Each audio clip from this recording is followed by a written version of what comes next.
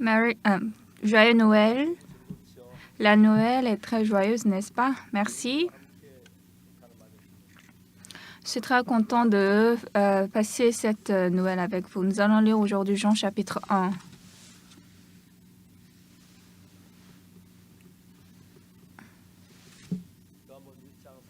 Jean chapitre 1, du verset 4, je vais lire.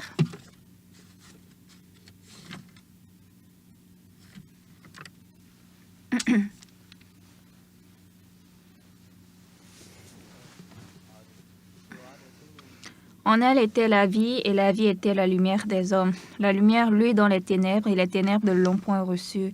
Il y eut un homme envoyé de Dieu, son nom était Jean. Il vint pour servir de témoin, pour rendre témoignage à la lumière, afin que tous crussent par lui. Il n'était pas la lumière, mais il parut pour rendre témoignage à la lumière. Cette lumière était la véritable lumière qui, en venant dans le monde, éclaire tout homme.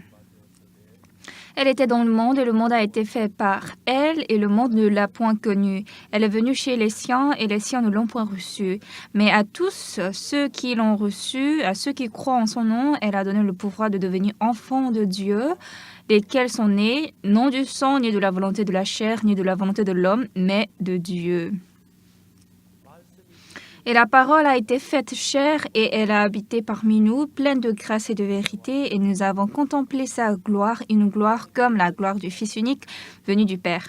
Jean lui a rendu témoignage et s'est écrié, c'est celui dont j'ai dit, celui qui vient après moi m'a précédé car il était avant moi, et nous avons tous reçu de sa plénitude, et grâce pour grâce, car la loi a été donnée par Moïse, et grâce pour grâce. J'ai lu jusqu'au verset 16. Bonjour à tous.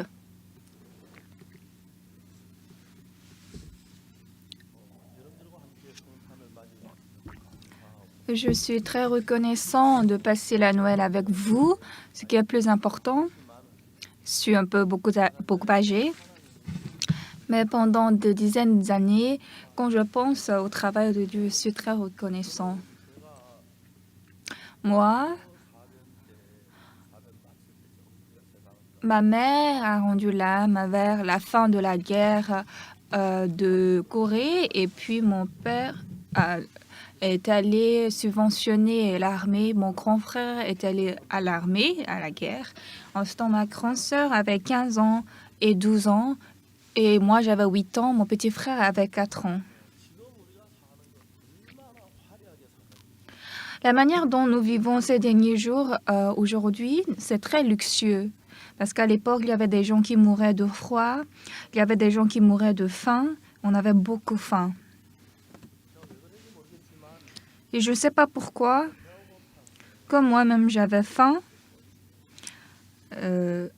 et je tremblais de froid, surtout quand j'avais 13 ans, 14 ans, 15 ans, avec mes amis, on allait dans les champs d'autrui, on a cueilli des pommes, des fruits. Comme on allait à l'église, on savait que ça c'était un péché, mais j'étais beaucoup tombée dans le péché et j'étais souffrant. Mais ce qui est étonnant, en ce temps, j'avais lu beaucoup de romans. Une fois, après avoir lu le roman, j'ai lu la Bible. Mais la Bible est un livre qui n'est pas vraiment compréhensible, mais il y a aussi de charme.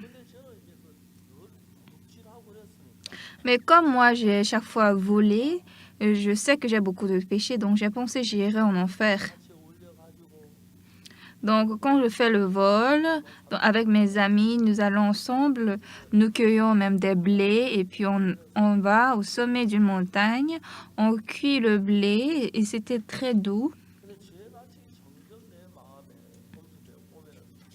Mais le péché, continuellement, ça oppressait mon cœur et puis je pensais, j'irai en enfer comme ça, je dois changer. Mais le changement m'est venu quand? Lorsque je lisais Genèse, Exode, Lévitique, Nombre, Deutéronome, etc., j'ai lu 1 fois, 2 fois, 3 fois et 4 fois, ainsi de suite. Une fois, j'ai lu Lévitique chapitre 4 Il y avait une parole vraiment très choquante.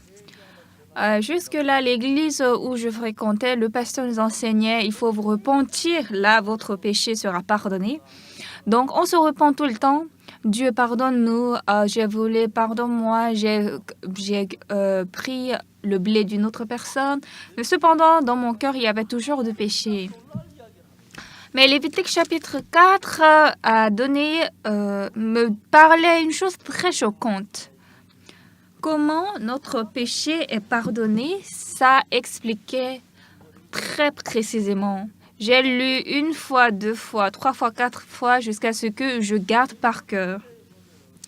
Dans Lévitique chapitre 4, celui qui a péché, il y a précisément comment recevoir le pardon de péché. Ah bon, il y avait une telle parole dans la Bible. Mais pourquoi les pasteurs ne connaissent pas ça? Donc, dans Lévitique chapitre 4, c'était quoi?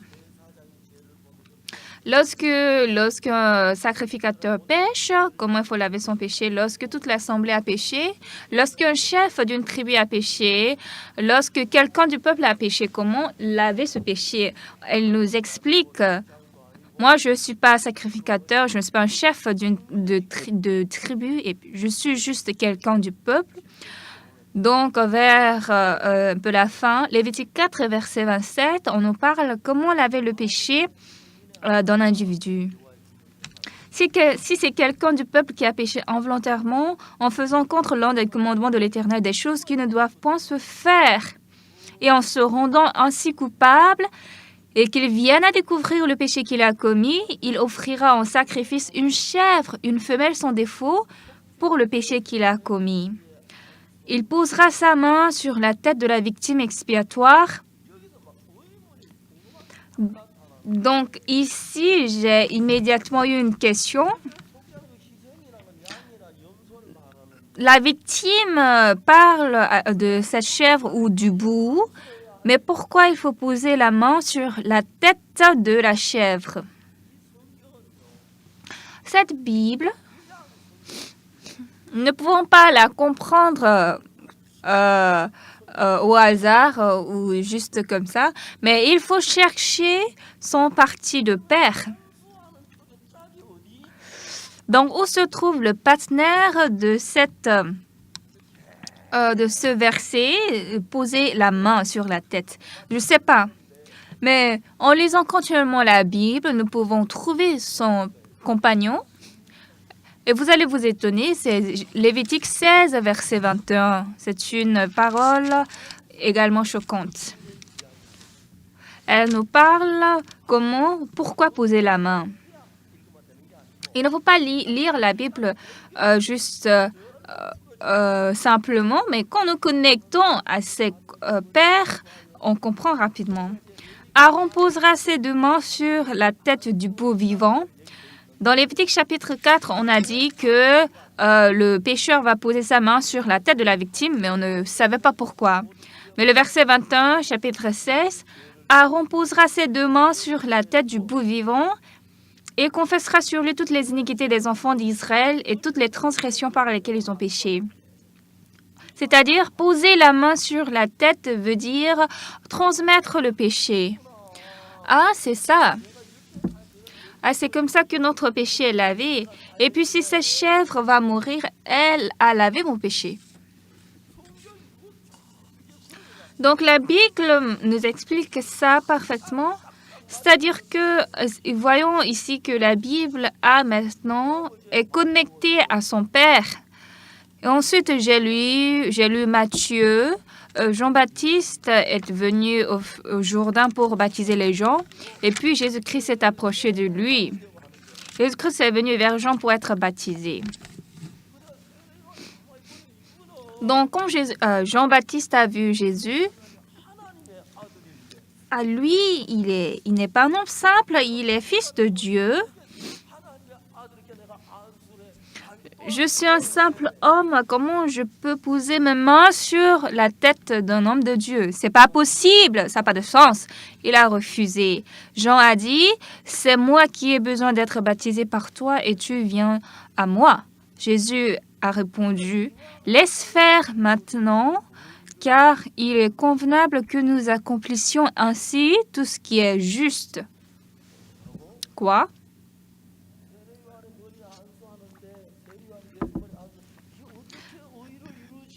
Quand Jean-Baptiste va baptiser sur la tête de Jésus, comment ça va accomplir ce qui est juste? Mais Lévitique 16, verset 21 nous explique ça. Aaron posera ses deux mains sur la tête du beau vivant et confessera sur lui toutes les iniquités des enfants d'Israël, toutes les transgressions par lesquelles ils ont péché. Donc ce bout représente Jésus-Christ qui est l'agneau de Dieu. Donc après avoir passé nos péchés sur la tête de Jésus, cette chèvre va mourir pour laver notre péché. De même, Jésus est mort sur la croix et il a lavé le péché de l'humanité. Et ça, c'est très précis. Jean-Baptiste a rencontré Jésus au Jourdain. Et premièrement, quand Jésus lui a demandé de baptême, il a dit, c'est moi qui ai besoin d'être baptisé par toi et tu viens à moi. Jésus a dit, laisse faire maintenant car il est convenable que nous accomplissions ainsi tout ce qui est juste. Donc, quand nous cherchons dans la Bible, le parti, la paire, ça semble et ça se connecte très bien. Aaron posera ses deux mains sur la tête du beau vivant et confessera sur lui toutes les iniquités des enfants d'Israël et toutes les transgressions par lesquelles ils ont péché. C'est de la même manière que Jean-Baptiste a posé ses mains sur la tête de Jésus. Et le lendemain, quand Jean-Baptiste a vu Jésus venant à lui, vous savez ce qu'il a dit? Voici l'agneau de Dieu qui ôte le péché du monde. Dans l'Ancien Testament, c'est le bouc ou le veau qui sont morts à la place de Jésus parce qu'ils sont l'ombre de Jésus. Mais dans le Nouveau Testament, Jésus-Christ lui-même est arrivé. Jean-Baptiste a fait passer les péchés du monde à Jésus-Christ et nos péchés, le péché d'humanité appartient à Jésus. C'est ce qu'il a lavé. La Bible explique précisément. Quand nous lisons la Bible une seule fois, nous ne pouvons pas bien comprendre, mais 2 fois, 3 fois, 4 fois, 10 fois, 20 fois, 100 fois, en la lisant continuellement, la parole là, ça se connecte comme ça.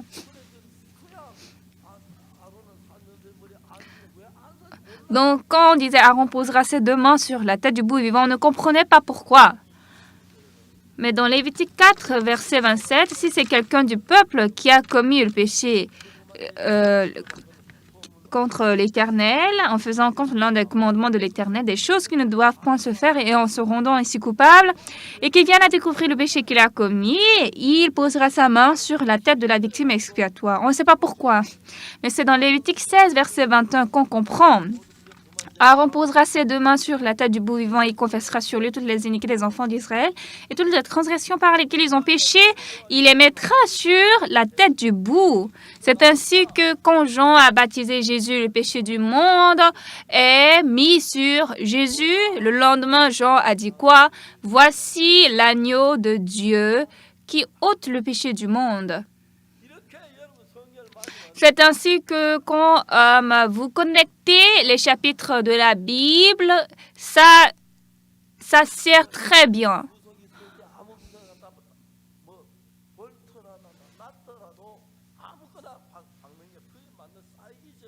Lorsque même nous avons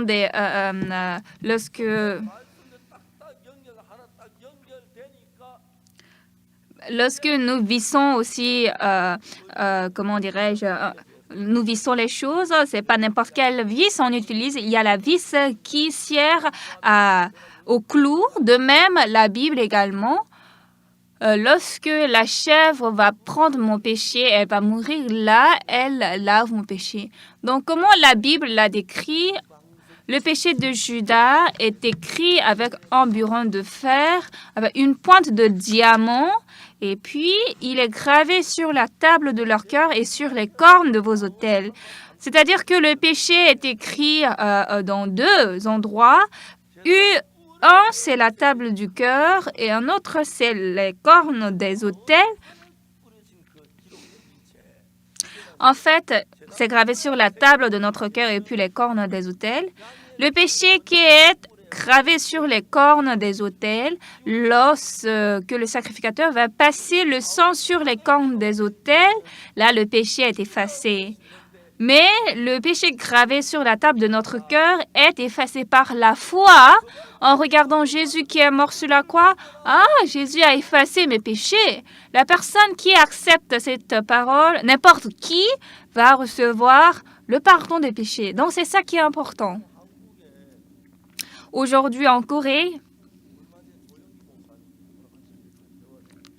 il y a quelque temps avant que le pasteur Cho Young-gi ne meure, il avait témoigné, il a dit je suis allé en enfer. Enfin, moi-même, j'ai écouté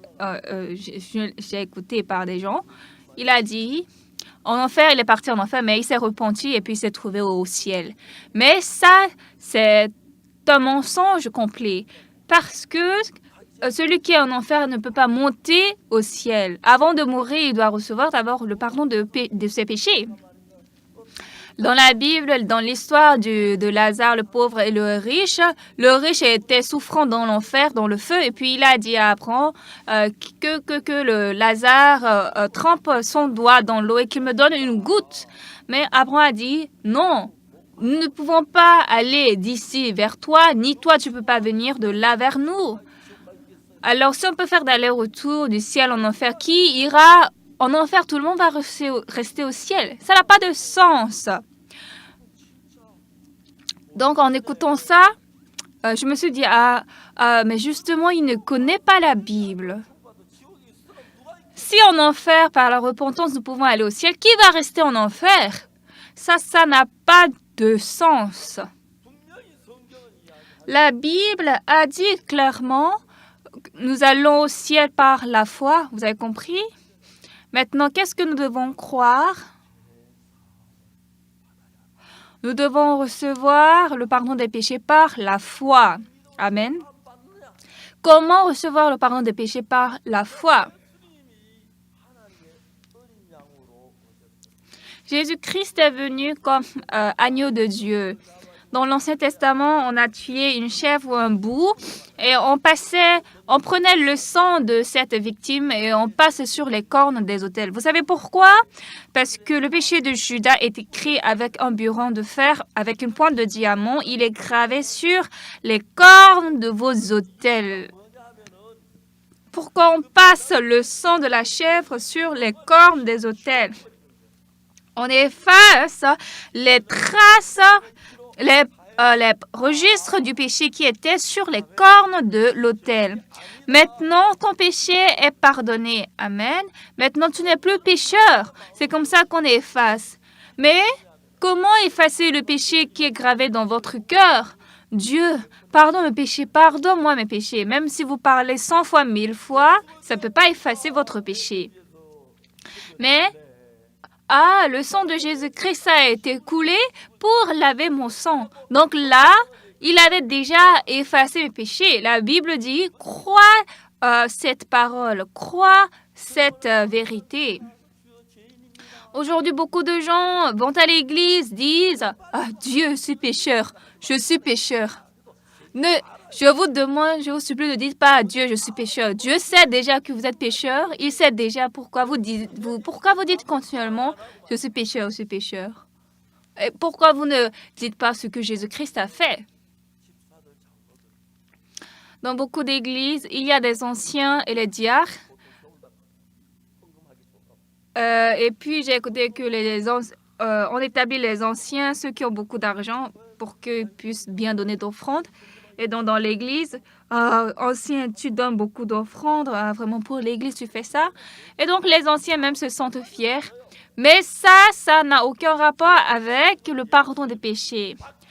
Ce qui efface le péché n'est que le sang de Jésus-Christ et pas plus. Mais le problème, c'est que beaucoup d'églises en Corée, bien qu'elles disent Jésus-Christ est mort sur la croix et son sang a effacé mes péchés, mais elles disent qu'ils sont pécheurs. Ça veut dire qu'en conclusion, Jésus-Christ n'a pas pu effacer son péché. Ce n'est que ça.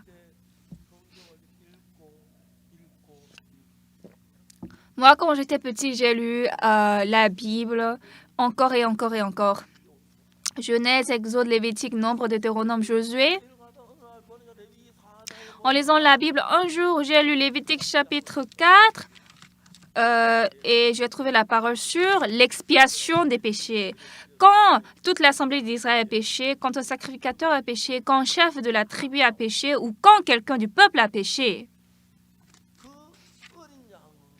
ce petit agneau représentait Jésus-Christ, le Fils de Dieu.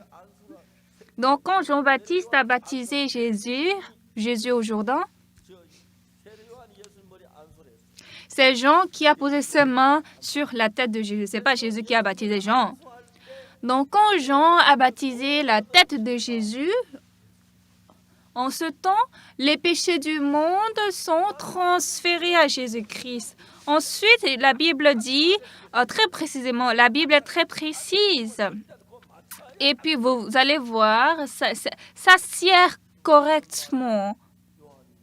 Le lendemain, Jésus et Jean a vu Jésus qui venait vers lui. Il a dit quoi? Voici l'agneau de Dieu qui ôte le péché du monde. Les gens ne croient pas ça. Parce que si Jésus-Christ a pris leur péché, leur cœur doit être léger. Mais ils disent, Seigneur, efface mes péchés, efface mes péchés. Ça n'a pas de sens. C'est-à-dire que la plupart des gens ne lisent pas la Bible.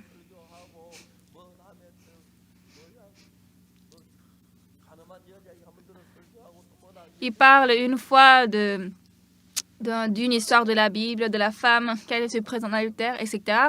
Ce n'est que ça. Mais la Bible, l'Ancien et le Nouveau Testament sont connectés. Donc, lorsque vous connectez les chapitres, vous allez comprendre. Alors, Jésus-Christ, quand il voulait être baptisé par Jean-Baptiste, Jean l'a résisté. Jean a dit, c'est moi qui ai besoin d'être baptisé par toi et tu viens à moi. Mais Jésus a répondu quoi? Laisse faire maintenant, car il est convenable que, il a dit quoi ensuite? Nous accomplissions ainsi tout ce qui est juste. Comment accomplir tout ce qui est juste? C'est lorsqu'il a effacé tous les péchés qu'il accomplit ce qui est juste. Amen. Donc là, tous les péchés, pendant qu'il transférait le péché à Jésus, Jean a transmis à Jésus-Christ. Le lendemain, Jean, après avoir dormi, le lendemain, il a vu Jésus et qui marchait devant lui. Il a dit quoi? Voici l'agneau de Dieu qui ôte le péché du monde. Donc, bien-aimés, nous allons lire ensemble ici. Voici l'agneau de Dieu. Voici l'agneau de Dieu qui ôte le péché du monde. N'est-ce pas? C'est ça? Dans Jean 1, verset 29, le péché du monde qu'il a ôté, oui, c'est Jésus-Christ. Ça, c'est pas l'opinion de Pasteur Park, mais c'est la parole de la Bible.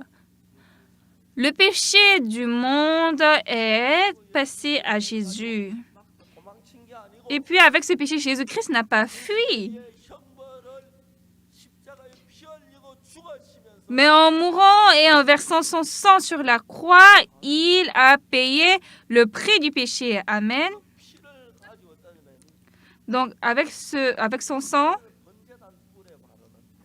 sur cette terre, on passe sur les cornes des autels qui sont sur cette terre, mais Jésus-Christ, avec son sang, il est allé dans le temple du ciel et puis il a passé sur les cornes d'autel qui étaient au ciel. Maintenant, il y a une parole très importante ici. C'est quoi? Cette terre, ce globe, est un monde du temps. le soleil se couche, le soleil se lève, le soleil se couche, le soleil se lève. C'est comme ça qu'il y a un cycle et le temps passe. Maintenant, on dit que Jésus-Christ a déjà quitté ce monde. Ça fait 2000 ans, n'est-ce pas? On ne peut pas calculer exactement, mais les gens disent que ça fait 2000 ans. Mais au ciel, ici, ce globe terrestre est un monde du temps. Il y a le passé, le présent et puis l'avenir.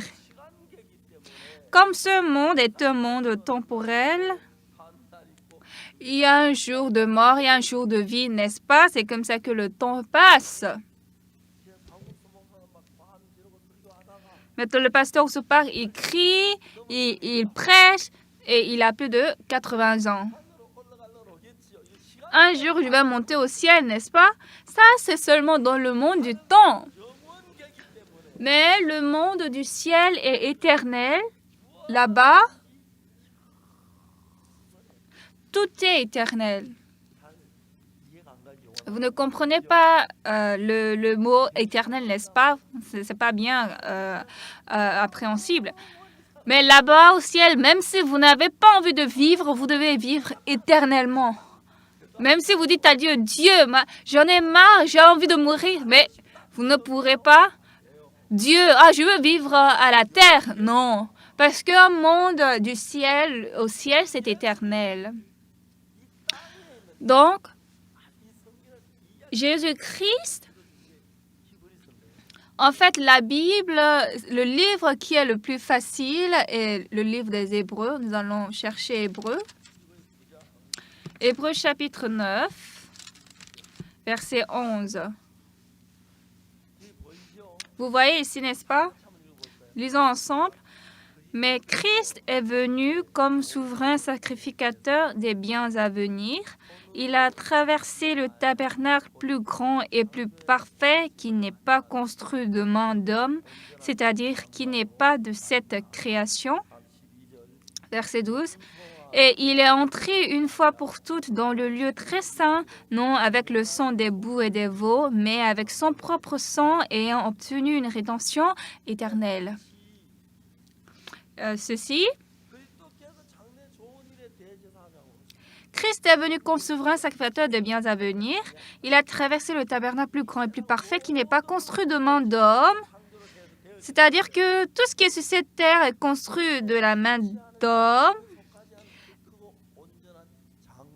Mais un tabernacle plus grand et plus parfait qui n'est pas construit de main d'homme. En fait, le tabernacle représente notre chair, le tabernacle de notre chair ou le temple qui est au ciel. Sur cette terre, toutes les églises, tous les temples sont construits, n'est-ce pas, de main d'homme. Et puis ce qui est sur cette terre, après le temps, le cuivre ou bien le fer, ça rouille et puis ça disparaît. Ça, c'est la création de ce monde. Mais la Bible dit qui n'est pas construit de main d'homme. Au ciel, tout est éternel, ce n'est pas humain. Donc, si Jésus-Christ verse son sang sur les cornes d'autel qui sont sur cette terre, il pourra laver, mais juste pour quelque temps, parce que c'est dans la terre. Mais au ciel, c'est un monde perpétuel. Donc, si Jésus verse son sang là-bas, c'est perpétuel. Donc, Christ est venu comme souverain sacrificateur des biens à venir. Jésus-Christ a traversé le tabernacle plus grand et plus parfait qui n'est pas construit de main d'homme, c'est-à-dire qui n'est pas de cette création. Sur cette terre, tout est construit par la main d'homme. Et ici, sur cette terre, on ne peut pas obtenir une rédemption éternelle.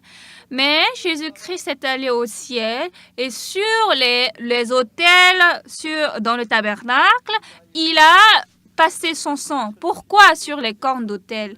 Le péché de Judas est écrit avec un burin de fer, avec une pointe de diamant. Il est gravé sur la table de leur cœur et sur les cornes de vos autels. C'est-à-dire que Dieu grave notre péché sur la table de notre cœur et c'est ça que nous regardons. Mais Christ est venu comme souverain sacrificateur des biens à venir. Et puis, il a traversé un tabernacle plus grand et plus parfait qui n'est pas construit de main d'homme. Sur cette terre, ici, on a utilisé le mot tabernacle. Pourquoi tabernacle? Parce que quand le peuple d'Israël était sorti d'Égypte, ils avaient construit un tabernacle. C'était en forme de tente. Au ciel aussi, il y a le tabernacle, mais c'est le temple. Et ce temple est éternel. Donc, Christ a traversé le tabernacle plus grand et plus parfait qui n'est pas construit de main d'homme, c'est-à-dire qui n'est pas de cette création, mais avec son sang, non avec le sang des boucs et des veaux, il a obtenu une rédemption éternelle. Vous comprenez? Alors, d'habitude, les gens, quand ils meurent, le pasteur meurt, l'ancien aussi va mourir. Donc, ceux qui ne connaissent pas le pardon des péchés, ils se rappellent de leurs péchés, n'est-ce pas? Une fois, je suis allée en Afrique, au Ghana. Et il y avait la réunion des jeunes en ce temps. Et c'est la femme du président qui est arrivée. Elle a donné le discours. Donc, après qu'elle a donné le discours, normalement, les premières dames, elle retourne directement, elle monte dans le véhicule, mais elle s'est assise à côté de moi. Donc, elle est restée jusqu'à la fin de l'événement. Or, tous les gens ils retournaient maintenant chez eux. Moi, ce jour, en fait, j'étais juste arrivée au Ghana de l'aéroport et puis je ne m'étais pas bien échangée. Donc, la première dame, elle devait rentrer. Moi aussi, j'allais faire mon travail, mais elle est restée là et m'a dit, « Pasteur, j'ai quelque chose à vous dire. » Pasteur, le président est beaucoup grave. Est-ce que vous pouvez prier pour lui? Ah, j'ai dit, bien sûr. Demain matin, je vais vous envoyer une voiture.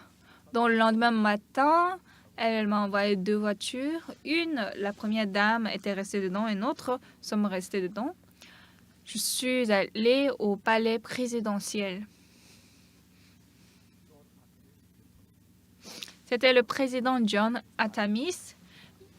Il avait le même âge que moi. Il est né en 1944. Je suis aussi née en 1944. Et donc,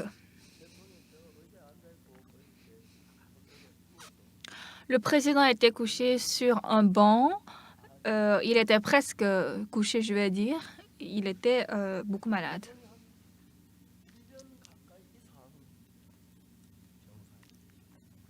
Il était sur le lit pendant plus d'1 an. Et puis, qu'est-ce qu'il m'a dit? Pasteur, ça fait plus d'1 an que je suis malade. Mais je ne suis pas guérie, la maladie s'aggrave. Le docteur, mon spécialiste me donne chaque jour des médicaments, je prends, mais ça ne développe pas. Aujourd'hui, quand je me suis réveillée, j'ai ouvert mes yeux, j'ai pensé, combien de jours me restent encore? Si je vis longtemps, je pourrais vivre 5 jours. Ou bien, je ne sais pas si je peux mourir aujourd'hui aussi. Ensuite, il m'a dit, Pasteur, moi,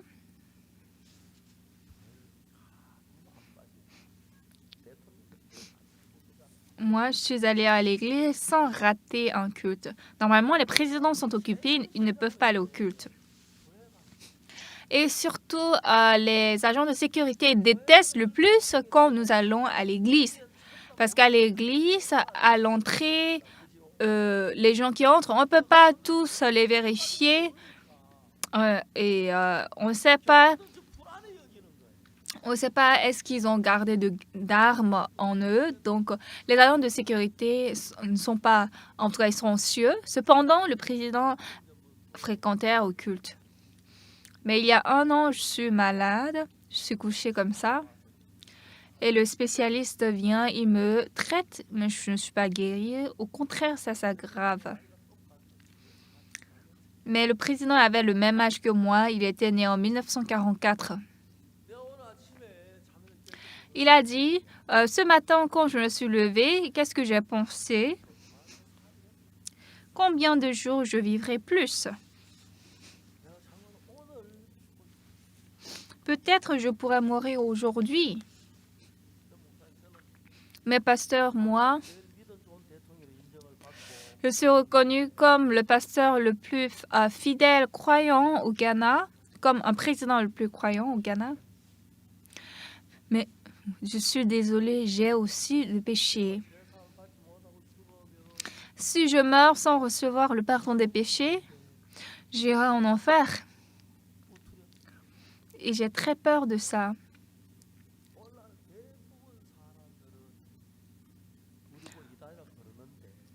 Aujourd'hui, la plupart des personnes disent que nous sommes hérétiques parce qu'ils n'ont pas expérimenté, ils n'ont pas eu le pardon des péchés. Donc, en mourant, ils meurent en tremblant de peur. Pourquoi? Parce qu'ils ont du péché dans leur cœur. Parce que leur cœur n'a pas été lavé. Donc, eux-mêmes, ils sont très rassurés qu'ils iront en enfer.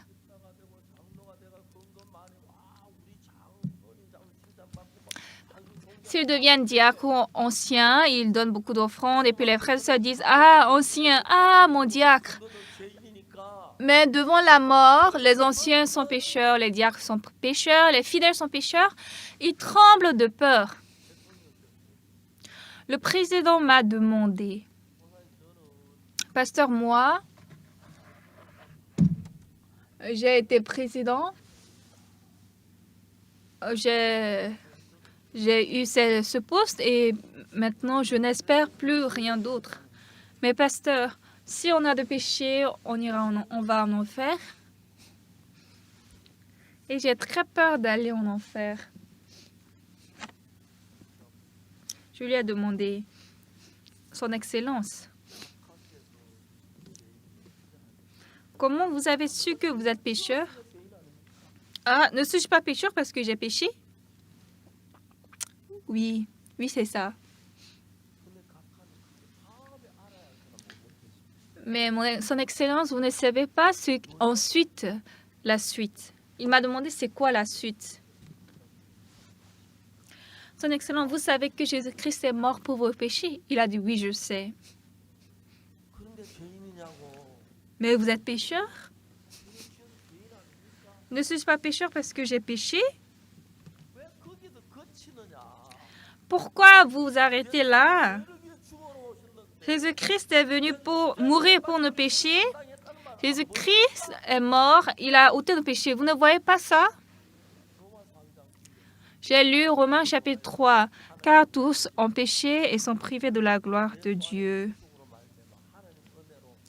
Et ils sont gratuitement justifiés par sa grâce, par le moyen de la rédemption qui est en Jésus-Christ. C'est ça la parole de Dieu et c'est ça la promesse de Dieu. Alors si Dieu a dit que je suis juste, est-ce qu'il est juste ou il est pécheur? Par le sang de Jésus-Christ sur la croix, il a lavé notre péché. Dieu a dit à nous tous, tu es saint, tu es juste, tes péchés sont effacés, tu es effacé par le sang de Jésus. Et nous devons croire cette parole. Beaucoup des pasteurs des églises enseignent que nous sommes pécheurs et même les fidèles sont très souffrants à cause de leurs péchés. Ensuite, ils meurent. C'est pitoyable. Alors, la mort de Jésus est allée où? Jésus est mort par blague. Il s'est amusé. Il a juste essayé une fois. Non. Jésus a reçu tous les châtiments de notre péché. Et puis, il a obtenu une rédemption éternelle qui est dans le monde éternel au ciel, pas sur cette terre.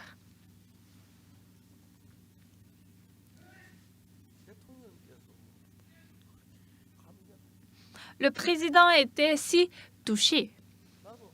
Moi aussi. Au Ghana, il y a beaucoup de pasteurs. Et puis, le président a également écouté beaucoup de paroles. Mais je ne sais pas comment et pourquoi la première dame est venue me voir et m'a demandé. Le président m'a dit,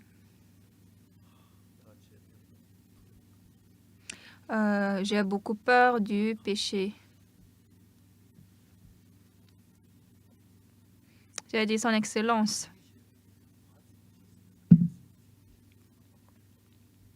Qui est mort pour nos péchés? C'est Jésus-Christ. Jésus-Christ est mort à notre place pour nos péchés. Quand nous pensons à ça, vraiment, c'est parce qu'on n'a pas pu connecter en fait les paroles qu'on ne comprend pas. Quand Jésus est mort pour vos péchés, Son Excellence, la Bible a dit qu'il a lavé vos péchés pour toujours.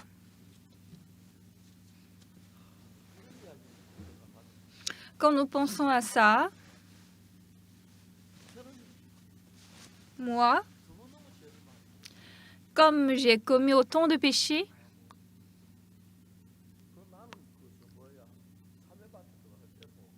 mais avec mes amis, même quand je rentrais dans le champ des melons jaunes, je suis différent des gens qui ne croient pas à Jésus. Les autres, ils marchent sur les melons jaunes et puis ils prennent comme ça et puis ils avarent. Mais moi, quand vous marchez sur les tiges, c'est plus offenseux. Donc moi, je ne marche pas sur les tiges. Je fais doucement et puis je ne prends que 2 melons jaunes après avoir, comment dirais-je, sentir l'odeur. Les autres, ils prenaient n'importe quoi. Ils gâchaient le champ. Mais moi, je n'étais pas comme ça parce que je crois à Jésus. Mais qu'est-ce qui est différent? On est différents de caractère, mais nous avons tous commis le même vol. Cependant, en allant à l'église, on chante.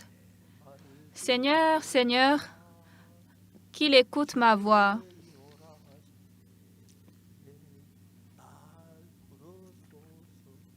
Quand tu appelles les péchés, appelle-moi. Ça veut dire quoi? Ça veut dire qu'il ne croit pas Jésus. Quand vous dites « Ah Seigneur, je suis pécheur », vous n'êtes pas humble. Ça revient à dire « Jésus, tu n'as pas effacé un péché, tu as failli, tu as échoué ». Ça, ce n'est pas l'humilité. Mais la Bible a clairement accentué, précisé que nous avons été lavés. Surtout,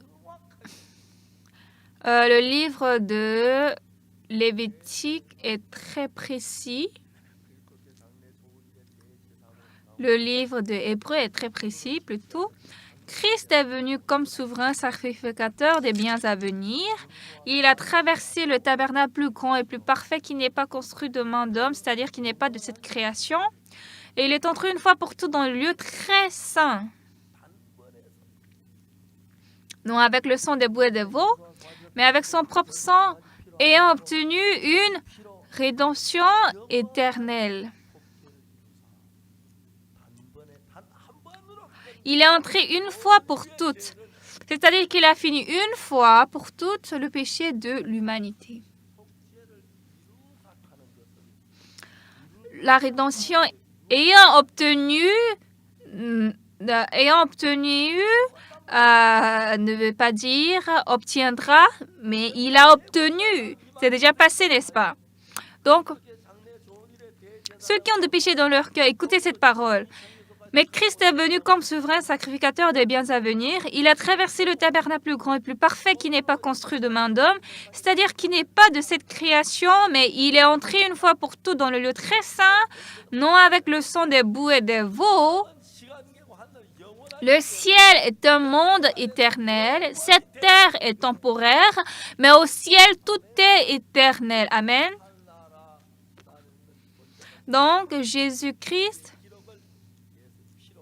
par son propre sang, sur les cornes de l'autel, là où étaient gravés nos péchés, il a versé le sang sur les cornes, il a effacé. Mais nous effaçons le péché qui est gravé sur la table de notre cœur. Vous comprenez? Donc Dieu a déjà effacé les péchés qui étaient sur les cornes des autels. Le péché qui est dans notre cœur, nous effaçons par la foi, d'accord? C'est vrai, le péché est là, c'est juste. Et puis, nous avons péché, c'est vrai, mais je m'en rappelle. Mais Jésus-Christ a lavé ça. Je crois, j'ai la foi, je suis juste. Et donc, quand vous avancez courageusement, là, vous êtes juste. Aujourd'hui, dans beaucoup d'églises, les pasteurs ne lisent pas du tout la Bible. Ils ne lisent pas cette Bible précisément. Mais moi, j'ai lu la Bible plusieurs fois. J'ai lu l'Ancien et le Nouveau Testament ensemble plus de 10 fois, 20 fois, 100 fois. Et puis après, la parole là, et puis je connecte, et ça se connecte. Et c'est là que la Bible est expliquée par la conduite du Saint-Esprit. Amen. Donc, enfin, au final, le péché du monde entier est effacé par le sang de Jésus-Christ. Vous comprenez? C'est ce que nous explique Jean chapitre 1. Qu'est-ce qui est dit dans Jean chapitre 1?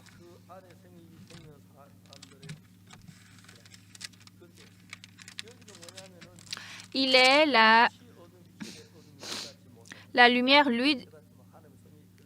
Elle était la vie, et la vie était la lumière des hommes. La lumière, lui, dans les ténèbres, et les ténèbres ne l'ont point reçu. Il y a un homme envoyé de Dieu, son nom était Jean. Il vint pour servir de témoin, pour rendre témoignage à la lumière, afin que tous se crussent par lui. Il n'était pas la lumière, mais il parut pour rendre témoignage à la lumière. Cette lumière était la véritable lumière qui, en venant dans le monde, éclaire tout homme. Elle était dans le monde et le monde a été fait par elle. Et le monde ne l'a point connue. Elle est venue chez les siens et les siens ne l'ont point reçue. Mais à tous ceux qui l'ont reçue, à ceux qui croient en son nom, elle a donné le pouvoir. Alors, la personne qui a reçu, qu'elle a reçu quoi? La parole que tu as été effacé par le sang de Jésus. Donc, dans mon cœur, qui a reçu cette parole? Comme il y a cette parole dans mon cœur, ça peut chasser les péchés, les ténèbres. Vous comprenez? Mais comme c'est vague, on continue à dire, Seigneur, j'ai beaucoup de péchés. Comme j'ai commis plusieurs péchés, j'irai en enfer. Au contraire, celui qui croit à cette parole va dire, non, Jésus est mort pour mes péchés. La Bible a dit que mes péchés ont été lavés. Vous comprenez? Le monde...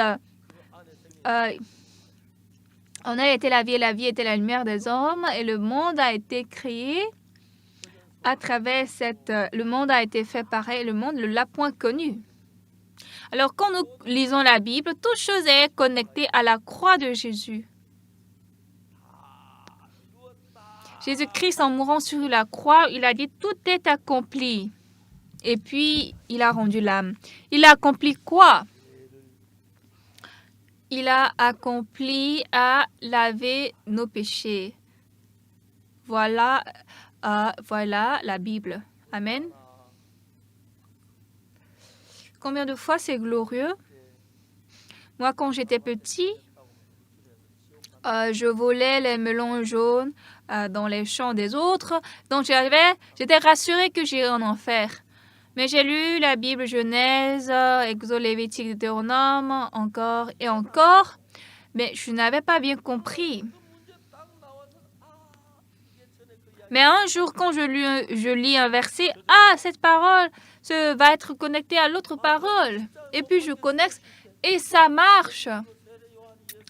Quand Jésus-Christ a été crucifié, lorsque Jean-Baptiste a baptisé la tête de Jésus, le lendemain, qu'est-ce que Jean a dit? Voici l'agneau de Dieu qui ôte le péché du monde.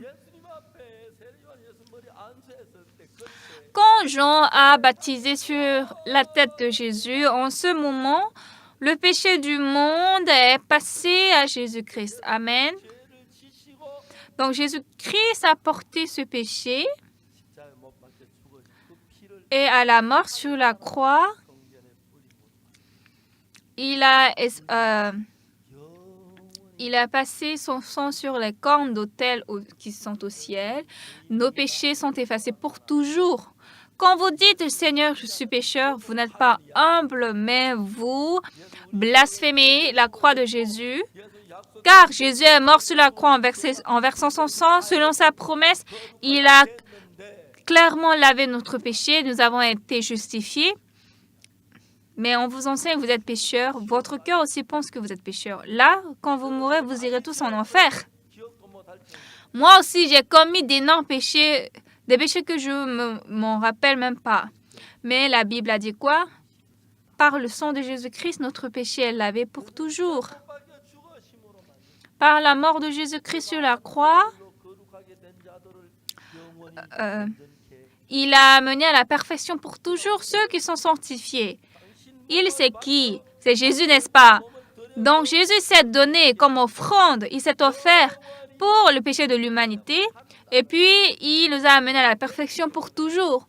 Puisque le monde du ciel est éternel, il n'y a pas de temps, tout est éternel, la vie est éternelle, le pardon de péché est éternel, Dieu est éternel. Moi aussi, je suis éternel.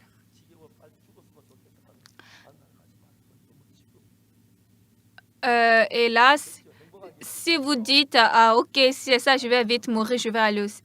Même si vous dites, Dieu, j'ai envie de mourir, je suis fatigué, c'est agaçant, j'ai pas envie de vivre longtemps, mais au ciel, vous serez éternel. Alors,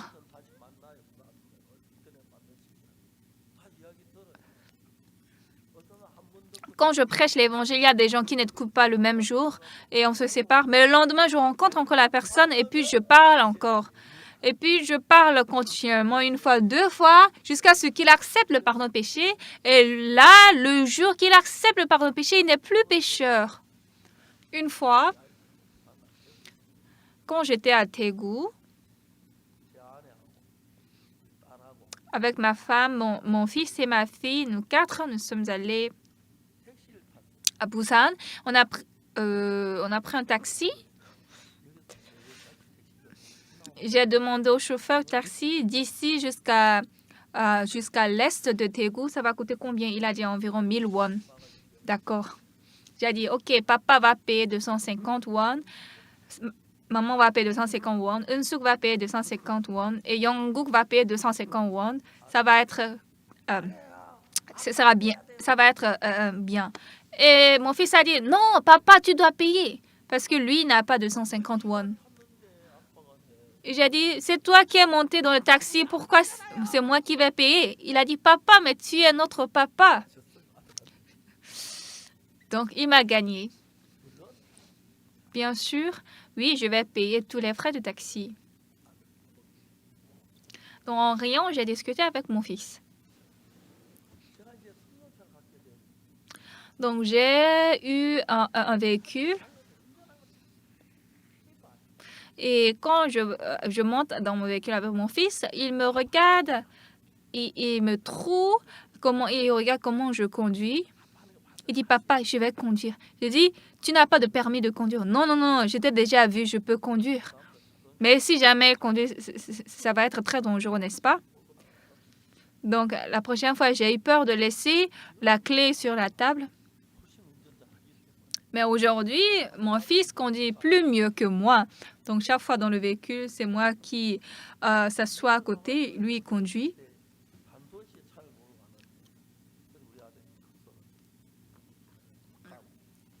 Une fois aux États-Unis, il a conduit. Moi, j'ai dormi dans le véhicule. Et puis, soudain, il y avait de l'orage et il y avait une pluie très forte. Et donc, on s'est arrêté. Aujourd'hui, il a plus de 40 ans. Je ne sais même pas exactement son âge. C'est pas facile de garder par cœur toutes les choses. En fait, je peux garder, mais chaque année, son âge change.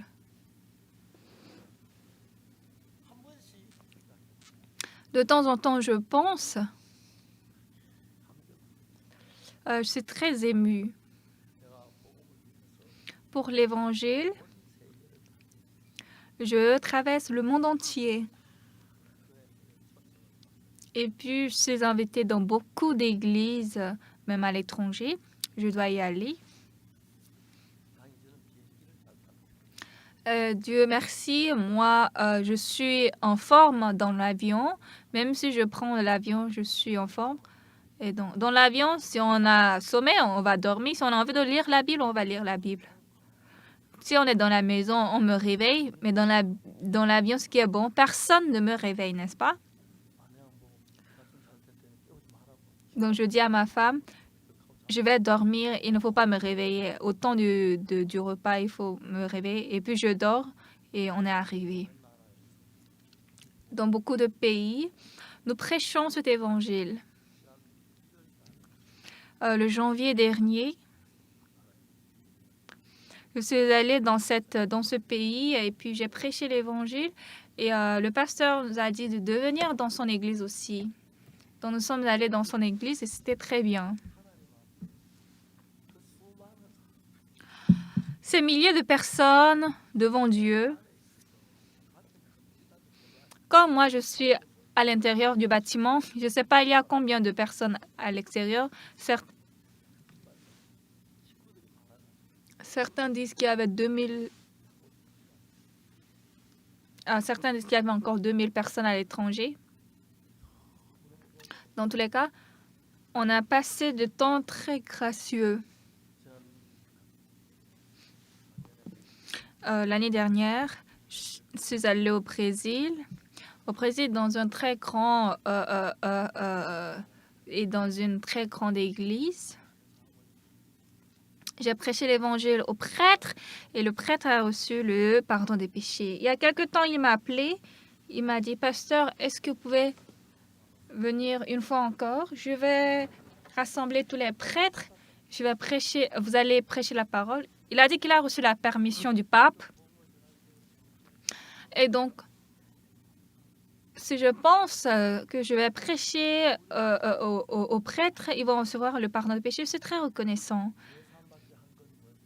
Parmi nous, il n'y a personne qui a fait quelque chose pour laver son péché. Ce que nous avons fait, c'est qu'on a péché. À part avoir péché, nous n'avons rien fait.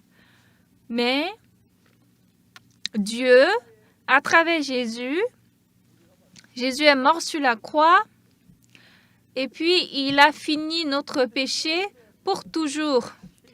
Mais les gens sont vagues, ils ne connaissent pas et disent qu'ils sont pécheurs. Et puis ils disent, alors donc nous pouvons commettre le péché comme nous voulons. Oui, comment je pêche comme on veut. Même si nous péchons comme nous voulons, Dieu a fait en ce que nous puissions aller au ciel, n'est-ce pas? Et puis, il y a qui ne pêche pas comme il veut. Tout le monde pêche comme il veut, n'est-ce pas? Mais Dieu a lavé notre péché pour toujours. Jour joyeux, jour joyeux. Le jour Jésus, Seigneur, a lavé mes péchés, n'est-ce pas?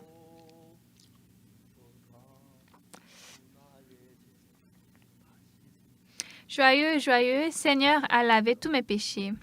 Les églises de Corée chantent comme ça et ensuite ils disent « Prions, Seigneur, nous sommes pécheurs ». Ça veut dire qu'ils chantent seulement par la bouche, mais leur cœur ne croit pas. Moi, après avoir reçu le pardon des péchés, j'étais très émue. À l'époque, j'étais dans la chorale. Et puis, chaque samedi, on faisait la répétition de la chorale. Et tout dernièrement, on chantait une chanson du monde. L'homme au short, à chemise jaune, comme ça. Mais dans tous les cas, ce jour également, il voulait chanter la chanson du monde. Et je suis venue devant, j'ai parlé, j'ai dit, j'ai reçu le pardon des péchés. Ils étaient tous choqués. Et finalement, c'est entré jusqu'à dans l'oreille du pasteur. Le pasteur, eux tous disent qu'ils sont pécheurs. Et lui, il dit qu'il n'a pas de péché. Est-ce que ça c'est normal? C'est pas normal, mais bibliquement, c'est normal, n'est-ce pas? Puisque Dieu a dit qu'il ne se souvient pas de notre péché. Il a lavé vos péchés, il ne se souvient plus Nous chantons beaucoup cette chanson, n'est-ce pas?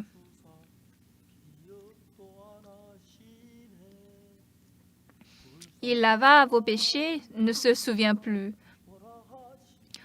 Ô misérable peuple, il vous appelle. Il lava vos péchés, il lava vos péchés, il ne se souvient plus. On chante comme ça, très content, et puis on prie, Seigneur, nous sommes pécheurs. Je suis désolée. Les églises, les fidèles de Corée doivent connaître ça. Ils prient, ils n'ont pas reçu le pardon de péché.